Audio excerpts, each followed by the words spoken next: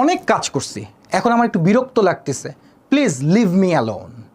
এই leave me alone বলার ক্ষেত্রে আপনারা আরও কী ভাবে বোঝাতে পারেন যে আপনি একটু একা একা থাকতে চাচ্ছেন, আজকে আমরা সেই জিনিসটাই শিখব।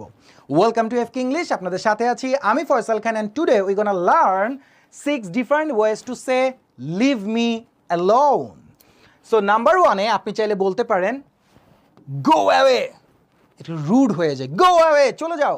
ওকে, এছাড়া আপনি বলতে পারেন গিভ মি এ ব্রেক, আমাকে একটু ব্রেক দাও, একটু প্লিজ লাগাইলে ভালো হয়, তাই না? Please give me a break, please give me a break, আমাকে একটু সময় দাও, please give me a break. অথবা গেট অফ মাই ব্যাক, আমার কাছ থেকে সরো, দূরে যাও, গেট অফ মাই ব্যাক।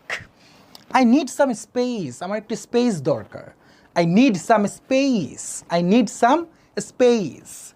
এছাড়া আপনি চলে বলতে পারেন প্লিজ কিপ মি, এখানে পোস্টেড চলে আসছে, ওই আগের একটা ভিডিও থেকে আমাদের এটা কপি হয়ে গেছে, please keep me posted, need to B inform, এটা রিপিট চলে এসেছে আমাদের, হয়তো প্রিন্টে মানে টাইপিংয়ে মিস্টেক হয়েছে, নেক্সট ভিডিওতে আমরা চেষ্টা করবো এটাকে কারেক্ট করে দেওয়ার জন্য।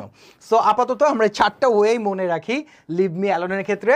Number 1 go away, number 2 give me a break, and number 3 get off my back, number 4 I need some space, I need some space.